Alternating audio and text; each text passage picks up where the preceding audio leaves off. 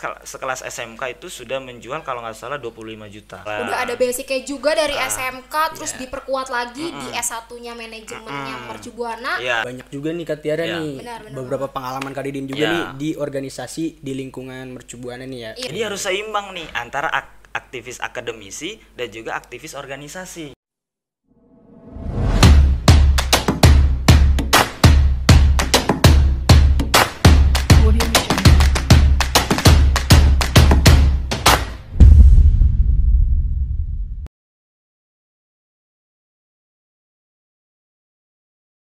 Halo Sobat Hypebeast, apa kabar nih? Kalian hari ini? Oke, kalau boleh tahu nih kabar Kak Tiara gimana nih? Aku kabarnya baik banget nih ya Kak Andre hari ini. Gimana Kak Andre sendiri? Alhamdulillah sih Kak Tiara nih. Oh iya, kalau sebelum kita mulai acaranya mungkin kita perkenalan diri dulu kali Kak Tiara. Boleh. Pada kali ini nih. Oke, kalau gitu halo Sobat Hypebeast, perkenalkan nih nama aku nih Andre Alvarisi di sini sebagai podcasternya nih pada podcast kali ini nih. Dan juga ada rekan aku nih, namanya siapa nih kira-kira? Halo semuanya teman-teman, aku Tiara. Panggil aja Tiara gitu ya Kak. Oke, Kak Tiara berarti ya? Iya benar banget. Oke, mungkin kalau langsung itu kita juga kedatangan tamu nih teman-teman Hypebeast nih di acara. Oh ya, ngomong-ngomong ini podcast ini merupakan sebuah acara nih dari BEM FEB UMB nih. Dan juga kita juga ada kedatangan tamu nih. Tamunya kira-kira siapa nih Kak Tiara? Tahu Aku nggak? udah penasaran banget, nggak tahu nih. Oke, kalau gitu kita kenal aja kali kayak. Oke nih, tamu kita kali ini merupakan seorang lulusan Mercu Buana yang masuk 2017 dan baru lulus tahun kemarin ya kayak. Betul banget. Oke, kalau gitu boleh perkenalan diri aja nih Kak kira-kira. Oke, Mas Andre dan Mbak Tiara. Iya. Perkenalkan teman-teman semua, nama saya Didin Suseno. Kebetulan saya alumni Mercu Buana. Saat ini saya aktif di beberapa entrepreneur, yaitu yang pertama adalah kegiatan di event organizer, kemudian yang kedua adalah tentang fashion, dan yang ketiga adalah tentang pekerjaan. Itu sih. Berarti Kak Didin ini sekarang bisa dibilang lulusan yang sibuk juga lah ya Kak. Gere. Sibuk nih Kak Tiara berarti Kak Didin nih. Benar, aku sebelumnya mau nanya dulu nih ke kakaknya kan. Lulusan Mercu Buana. Boleh tahu dulu organisasi atau ikut apa aja di Mercu Buananya Kak? Oke, yang pertama saya ikut UKM Alvaro. Terus saya pernah menjadi panitia kalau di BEM tuh yang tahunan itu panitia apa ya? Yang festival Economy Exhibition. Nah, itu terus saya juga jadi UKK. Jadi wakil ketua UKK, kemudian terakhir banget itu saya ketua BEM, ketua HIPMI PT UMB. Oke, berarti cukup banyak juga nih Kak Tiara nih. Benar. Beberapa pengalaman Kak Didin juga nih di organisasi di lingkungan Mercu Buana nih ya. Pengalaman juga cukup banyak nih. Oke. Kalau kayak gitu nih mungkin pertanyaan dari Kak Tiara aku lanjut aja Kak Didin ya. Sip. Sebelumnya aku pengen nanya nih kehidupan Kak Didin sebelum masuk ke Mercu Buana itu dari kayak pendidikan Kak Didin dari mulai SMP itu mungkin Kak Didin ada pengalaman tentang berorganisasi atau mungkin berwirausahanya mungkin ada nih Kak Didin. Mungkin boleh ceritakan nih Kak Didin. Dari mulai SMP mungkin bertahap ke SMK-nya tadi sampai ke kuliah nih kalau boleh tahu gitu. Mungkin Kak Didin bisa cerita nih sharing-sharing ke kita. Jadi kalau cerita dari SMP ya, saya jadi itu waktu itu Madrasah Sanawiyah. Madrasah Sanawiyah itu waktu itu setingkat dengan SMP. Nah, itu swasta, saya nggak masuk negeri. Maklum lah ya, saya nggak terlalu pintar. Nah, jadi pas saya masuk ke swasta, kebetulan waktu itu ada pemilihan ketua OSIS. Nah, saya mencoba untuk menjadi ketua OSIS di sekolah tersebut. Nah, akhirnya saya terpilih, saya coba untuk kembangkan. Jadi dari awal saya Madrasah Sanawiyah itu sudah berorganisasi. Kemudian kan saya karena SMP itu biasanya yayasan kan. Yayasan itu swasta ada SMK-nya. Nah, jadi pas saya SMP kemudian saya lanjut di SMK tersebut. Jadi masih sama naungan, cuman beda nama aja. Nah, saya coba untuk lanjut, terus saya juga nyalon jadi ketua juga. Ketua OSIS lagi. Nah, jadi di Madrasah Sanawiyah saya ketua OSIS, kemudian di SMK ketua OSIS juga. Nah, karena jadi ketua OSIS saya buat kegiatan-kegiatan baru lah. Karena swasta itu kan dia harus mencari bahasanya mencari murid. Beda dong dengan negeri. Kalau negeri itu udah datang. Karena negeri itu kan banyak favorit, ya kan? Nah, kalau swasta tuh enggak, beda. Jadi siswa itu juga harus diikutkan gitu. Nah, makanya kita bikin program, bikin perlombaan tingkat SMP, bikin perlombaan tingkat SD. Jadi alhamdulillah waktu itu peningkatan murid-muridnya lumayan. kurang lebih gitu. Nah terus sampai ke Mercu Buana. Nah waktu itu saya ikut SBMPTN. Jadi ceritanya nih sebelum ke Mercu saya ikut beberapa SMPTN, SBMPTN sama juga tugas mandiri. Ujian mandiri, sorry. Berarti ikut 3 ya Kak? Ikut 3. Tapi itu ikutin ya untuk masuk PTN nih. Yes. Nah, cita-cita saya dulu cuman begini, yang penting saya masuk negeri. Mau jurusan mau apapun, yang penting saya masuk negeri. Itu cuman itu aja. Nah, saya ikutin SMPTN gagal. Terus habis SMPTN kan SBMPTN kan? Nah, saya SBMPTN tuh ambil UI jurusan filsafat. Pokoknya kan nggak ngaruh tuh, yang penting ya, pokoknya penting negeri aja lah. Walaupun berbeda dari pas lulus SMK itu kan, kalau tadi Kak Didin pas SMK itu sekolah apa dulu nih Kak? Sekolah SMK. Iya SMK-nya. SMK jurusan pemasaran. Pemasaran berarti pas Kak Didin pengen daftar di PTN itu kayak nggak peduli lah mau jurusan apa, yang penting PTN aja gitu. Nah, penting PTN aja karena biayanya itu kan rada murah. Gitu ketimbang swasta dong. Swasta kan lumayan wow gitu kan. Iya sih swasta. Kayak bayaran tuh lanjut terus gitu kan. Terus, ya. Nah, habis itu SBM terus saya ambil kan, kalau SBMPTN itu ada 3 kan, pilihan pertama, pilihan 2, pilihan 3. Iya. Ya, pilihan 2 saya ambil pendidikan sosial di UNJ. Terus yang ketiga pendidikan sosiologi. Nah, udah habis itu yaudah ujian. Ujiannya di UNJ waktu itu. Cuman nggak lolos. Gagal, nilainya turun. Nah, udah kita coba lagi lah ujian mandiri, ambil UIN. Saya di UIN. UIN Ciputat ya? UIN Ciputat. Oke. Nah, UIN Ciputat saya coba tes. Udah kalau ini tes nggak bisa ya udahlah swasta gitu. Habis tes ternyata gagal juga. Kalau boleh tahu tuh di UIN Ciputat apa Kak jurusan yang ngambil Kak? Yang waktu itu ngambilnya sastra Arab. Berarti beda-beda semua ya? Beda semua ya, berarti kan saya nggak ngaruh jurusan itu. Oke. Saya nggak peduli, maksudnya saya nggak peduli jurusan apa, yang penting adalah saya bisa kuliah negeri gitu. Intinya negeri ya berarti ya? Intinya negeri. Di benak itu berarti intinya harus dapat negeri lah saya gitu ya? Negeri, yang penting negeri kan gitu. Nah, abis itu gagal semua kan? Gagal tuh saya sempat bingung di situ. Aduh, negeri gagal semua. Tapi kalau gap year nanti saya harus nunggu 1 tahun gitu. Habis itu ada orang Mercu tuh datang ke sekolahan saya. Oke, marketingnya dari pihak Mercu Buana ya. Karena swasta ya Kak. Karena swasta. Iya tadi. Iya benar tuh. Datang terus dia kayak sosialisasi gitu. Sosialisasi terus ya udah. Habis itu saya cobalah datang. Waktu itu sebelum saya daftar ada tes beasiswa. Tes beasiswa dari Mercu Buana. Mercu Buana. Banyak tuh waktu itu. Alhamdulillah waktu itu ntar saya akhir ya. Iya. Boleh. Nah, ini teman-teman sobat habis nih cerita dari Kak Didin nih kita simpan di akhir aja nih biar surprise ya kayak. Nah, terus kan abis itu datang tuh orang Mercu. Saya tes coba. Saya waktu itu belum tahu tuh Mercu di mana. Iya. Ya, pokoknya saya cari udah buka map, datang aja deh. Yakin aja. Nah, habis saya datang nyampe tuh di waktu itu di tower lantai 1 untuk ujian tes beasiswa tadi. Nah, habis tes beasiswa saya tes. Nah, habis tes terus nunggu lama gitu. Ada di dalam webnya marketing itu kalau nggak salah hasil pengumuman lulus atau tidak lulus. Di web marketing Mercu Buana. Ya, bisa dilihat di situ lulus atau tidak lulus. Berarti waktu itu Kak Didin udah selesai tesnya. Berarti kalau boleh tahu tuh tesnya itu berarti tertulis ya Kak? Berarti offline ya? Langsung datang ya? Datang, karena zaman dulu kan belum ada COVID. Enggak sekarang nih Kak. Sekarang apa online gitu kan. Jadi kayak tapi saya lulusan COVID. Wah, iya. Benar kan 2017. Kalau tambahan juga nih Kak. Kita juga pas masuk juga awal COVID juga nih Kak.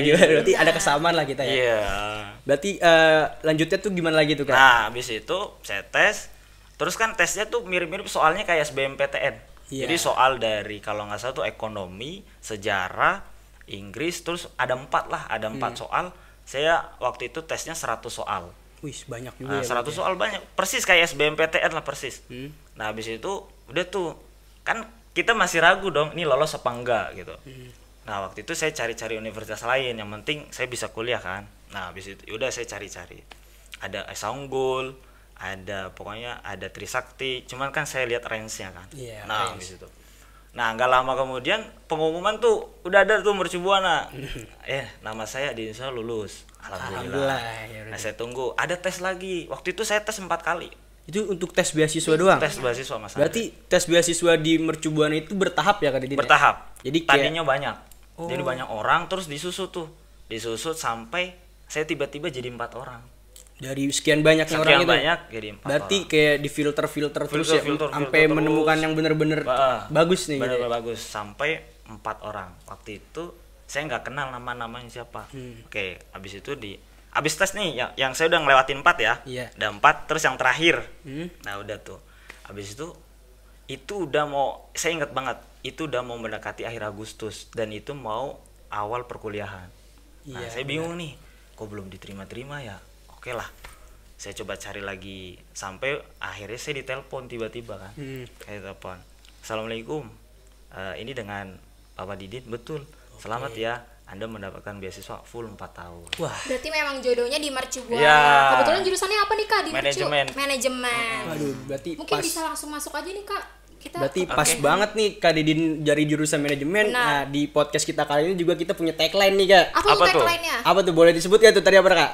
Let's do business. Business is a wonderful. Itu dia Kak, tagline kita nih di podcast kita kali ini nih Kak. Oke. Mungkin langsung pertanyaan aja nih Kak. Karena Kak Didin juga kan dari lulusan manajemen ya. Yes. Aku pengen nanya nih Kak, pengalaman Kak Didin ini selama berkuliah di Mercubuana, mungkin dalam hal bisnis lah ya. Sebelum ke bisnis mungkin kita nanya ke pengalaman organisasi dulu nih, pengalaman Kak Didin, terus kayak yang berkaitan dengan bisnis juga. Kan banyak juga kan di Mercubuana tuh kayak tadi bilang Kak Didin juga dari UKK kewirausahaan. Betul. Nah, mungkin bisa Kak Didin ceritain juga nih untuk teman-teman Hypebeast nih. Oke. Jadi kalau saya tuh masuk kuliah, prinsip saya 2. Yang pertama adalah aktivis akademisi.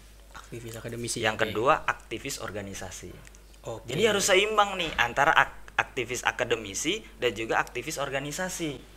Nah, jangan sampai kita sebagai organisasi tapi akademisinya 0. Gitu. Berarti nah, saya harus seimbang, balance itu harus penting tuh. Nah, nanti nyambung, ketemu aja. Pokoknya kalau bisa menyesuaikan, akademisinya bagus, terus organisasinya bagus, itu seimbang. Nah, habis itu nanti ketemu karakter kita sebenarnya. Jadi kita bisa nilainya baik, membahagiakan orang tua, terus kita organisasi ketemu banyak network, itu juga bagus gitu. Nah, bisnis yang saya awal itu bukan saya cuma berusaha, tapi saya dari jejaring networking. Ini bisnisnya ini pas dimulai dari universitas dulu berarti ya Kak? Yes. Tuh kalau boleh tahu tuh pengalaman itu dari pas semester berapa nih Kak? Mungkin sebelum ke bisnis ini, aku pengen nanya nih kayak mungkin kayak ikut lomba-lomba tentang bisnis gitu, mungkin Kak Didin ada pengalaman juga kan, bisa diceritain juga nih gitu. Sebelum kita memulai dari Kak Didin ini mempunyai bisnis ini sendiri nih, jadi kita pengen nanya dulu nih Kak Didin nih sebelum itu dapat basic bisnis itu dari mana? Terus juga pernah mengikuti lomba apa nih yang sampai yang membuat Kak Didin tuh mempunyai pemikiran kayak wah nih pokoknya nih saya harus bisa lulus harus mempunyai bisnis sendiri gitu. Nah, karena kan awal mulanya itu saya di SMK kan. Awal mulanya saya di SMK itu adalah tentang pemasaran. Jadi saya coba untuk menjual produk-produk. Waktu itu ada lomba pemasaran.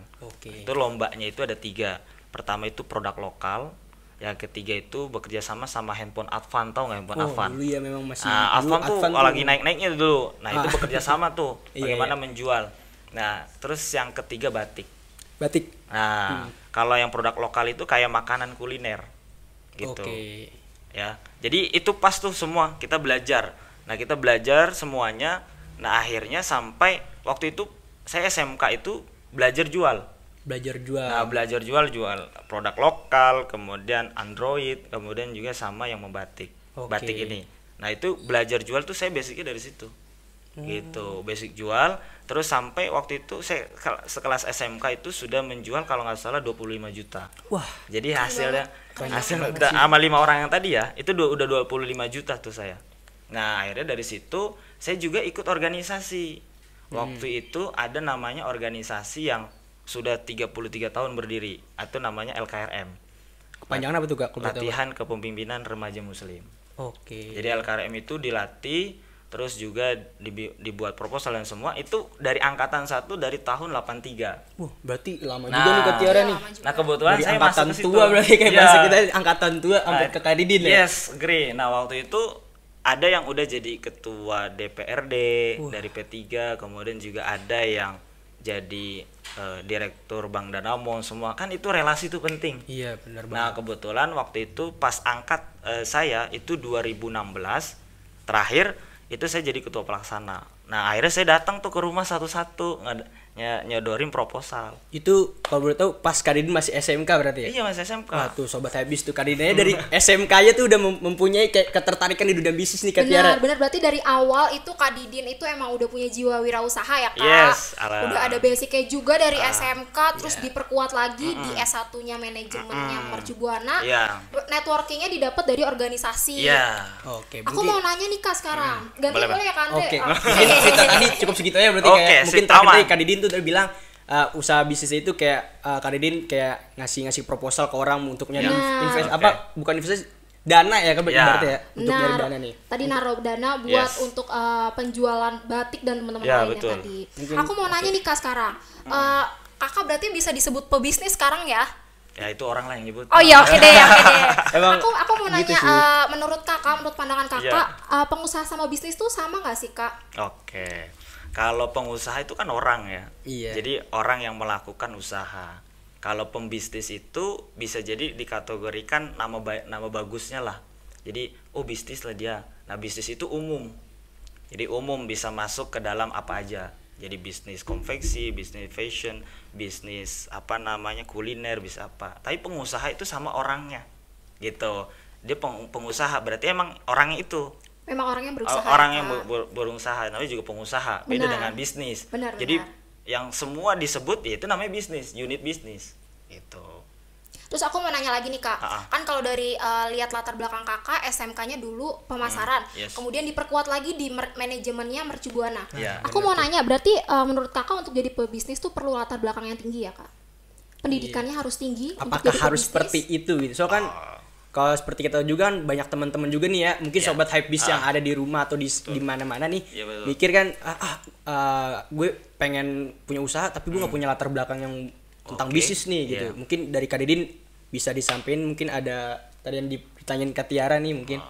Kalau tentang bisnis latar belakang apa aja itu sebenarnya nggak ngaruh ya. Karena sebenarnya bisnis itu ada kesungguhan seseorang. Gitu. Jadi siapapun yang mau bisnis dia punya peluang, punya opportunity. Beda dengan kalau pendidikan dia lanjut itu berarti akademisi. Tapi namanya pengusaha itu boleh. Jadi boleh berpendidikan untuk. Jadi namanya kuliah itu proses berpikir ya. Benar. Jadi kuliah itu adalah proses berpikir sehingga kita menjadi dewasa. Itu kuliah. Nah, kalau bisnis itu pilihan. Jadi pilihan kita mau berbisnis apa dan apa itu bisa semua orang bisa melakukan. Berarti kesimpulannya kalau menurut Kak Didin ini semua orang punya potensi untuk berbisnis dan latar belakang tuh sebenarnya bukan hal utamanya ya Kak. Betul. Terus kalau misalkan di era pandemi nih Kak, kan tadi Kak Andri udah sempat singgung. Kita tuh mau mulai nih Kak, tapi lagi pandemi. Jadi bingung kondisi juga bisnis, gitu. Mulai dari mana nih kita kan kondisi bisnisnya lagi nggak stabil. Terus kenapa Kak Didin saat ini di era ini itu memilih untuk berbisnis? Oke. Jadi kadang-kadang itu bisnis itu kan tergantung apa yang kita sukai. Iya benar. Hobi. Iya, hobi. Jadi bisnis itu juga bisa berawal dari hobi. Umpama Mbak Tiara suka menulis ya, atau konten kreator. Itu di konsistenin aja. Jadi bisa itu. Mbak Tiara bisa jadi pembisnis. Jadi ada yang bisa cetak buku menjadi bestseller, itu kan termasuk bisnis. Tulis semua karangan. Nah, umpama Mas Andre hobinya main musik gitu. Main musik, bisa main lagu, berapa lagu, bahkan ciptain lagu, itu menjadi unit bisnis juga. Jadi bisnis itu umum. Nah, hobinya itu harus disesuaikan dengan opportunity, peluang. Masuk nggak sih ketika pandemi begini? Nah, kalau masuk berarti harus apa? Inovasi. Nggak boleh cara-cara dulu digunakan dengan cara-cara sekarang, nggak bisa. Itu harus sesuai. Jadi kalau udah punya hobi, caranya inovasinya gimana nih? Gitu. Berarti nanti kalau Mas Andre bikin main musik semua, bikin video, di tag nanti diedit. Bagus, nanti di-share ke Instagram. Benar, zamannya sosial media ya Kak. Agree. Benar. Apalagi nih, apalagi di sosial media kayak TikTok dan Instagram lagi naik banget nih kan. Segala macam konten kreator tuh bakal naik terus nih kayak. Gitu. Apalagi kondisi pandemi seperti ini nih yang banyak kan orang-orang juga masih di rumah gitu. Belum keluar lah, maksudnya belum keluar semuanya, maksudnya belum bebas lah gitu. Ya, betul. Sahabat Hypebeast gak boleh dilupain ya itu semua orang punya kesempatan untuk berbisnis dan kita bisa mulai dari sosial media kayak yang Kak Didin bilang barang tadi. Iya. Mungkin mau kayak ngelanjutin tadi pertanyaan Kak Tiara yang kayak di era pandemi seperti sekarang ya bisnis ya Kak. Kalau saya tahu kan Kak Didin ini kan saya baca CV Kak Didin nih, sebelum kita mulai kan saya sempat baca CV Kak Didin. Kalau Kak Didin itu mempunyai usaha sebagai owner of business and marketing head PT Benteng Kaosindo Perkasa nih. Bener gak tuh Kak Didin tuh? Bener berarti ya? Oke, berarti nih owner nih Kak Tiara nih. Kita ngomong sama owner nih, pengusaha banget nih kayak Kak Tiara. Amin ya Kak Didin ya. Oke, aku pengen nanya nih Kak Didin ya. Berarti kan Kak Didin itu kan fokus di jualan kaos ya? Mungkin bukan kaos dong sih, kayak atasan atau segala macam mungkin ya kayak. Betul. Nah, karena di kondisi pandemi seperti ini nih, kira-kira nih dalam menghadapi kondisi sekarang ini Kak Didin penjualan ini fokusnya nih kemana gitu, terus kayak menghadapinya itu kira-kira Kak Didin biar nggak kehambat penjualannya sama kayak gimana ya, pokoknya harus dapat customer terus nggak boleh berhenti karena kan di pandemi sekarang kan banyak juga usaha-usaha teman-teman juga nih, mungkin orang-orang lain yang banyak yang kolaps ya Kak. Iya bener banget tuh Kak. Nah kalau Kak Didin nih gimana nih ituannya nih? Nah kalau saya kan memang fashion itu mencari pasar ya, jadi fashion itu luas, ada yang kita brand sendiri, kita cetak terus kita pasarkan. Ada yang kita menerima pesanan servis. Nah, kita tinggal sesuaikan tuh. Kalau saya hari ini pandemi begini ya kita tidak mulu-mulu dengan target yang besar. Cukup aja lah umpama dengan biaya yang kita produksi itu bisa terhandle aja. Jadi produksi sudah terhandle itu kita udah rasa nyaman banget. Biaya listrik, biaya apa semua kalau produksi itu udah terhandle itu udah bagus banget kalau buat saya. Jadi kita nggak untung nggak apa-apa, yang penting biaya produksi itu sudah terhandle. Jangan sampai nih kalau biaya produksi turun terus itu kita terus nombok, itu yang bahaya. Itu bukan bisnis namanya, itu sosial. Iya sih. Jadi, jangan sampai begitu. Nah, bukannya untung malah buntung ya. Gitu. Karena kita keluar uang sendiri nih, bukannya dapat keuntungan malah buntung nih Kak Tiara. Gitu. Berarti Kak Didin tuh kalau boleh tahu nih sistem penjualan ini nih dari kaos ini tuh PO gitu atau Kak Didin tuh kayak produksi barang tapi produksi secara banyak dan nyetok apa gimana nih Kak? Oke. Jadi untuk usaha ini kan saya punya 5 tim. Ya, masing-masing tim tuh ada yang ngedesain, ada yang fokus produksi. Kebetulan saya marketingnya kan. Nah, marketingnya itu memang saya cari klien, cari customer. Jadi lembaga-lembaga kebetulan saya sudah bekerja sama beberapa sekolah nih. Sekolah itu kan biasa dicetak batik, cetak olahraga, ya kan, cetak kaos-kaos yang di request sama sekolahnya untuk seragamnya. Ya itu saya menjaga itu aja tuh. Saya share company profile company perusahaan saya, udah ke sana dia setuju, ya udah. Berarti kita ACC dan MOU. Berarti kalau untuk bisnis yang seperti Kak Didin bilang saat ini nih nggak terlalu berpengaruh juga nih Kak Tiara nih di kondisi pandemi seperti ini, karena kan Kak Didin kan ibaratnya menyuplai ke orang-orangnya langsung kan. Nggak Kak Didin jual secara bebas berarti nih Kak Tiara. Berarti aman dong Kak Didin ya. Tapi ngaruh juga karena sekarang nggak ada yang masuk sekolah kan. Bener juga. Nggak ada yang masuk sekolah. Tapi di sekarang ini udah mulai membaik dong berarti Kak Didin ya. Udah ada pesanan banyak dong. Karena kan udah mulai hybrid nih kita kan. Masuk-masuknya nih Kak Tiara. Ada online ada offline gitu. Kak Didin, aku mau nanya dong latar belakang dari Kak Didin membentuk PT si PT Benteng Kaosindo Perkasa ini.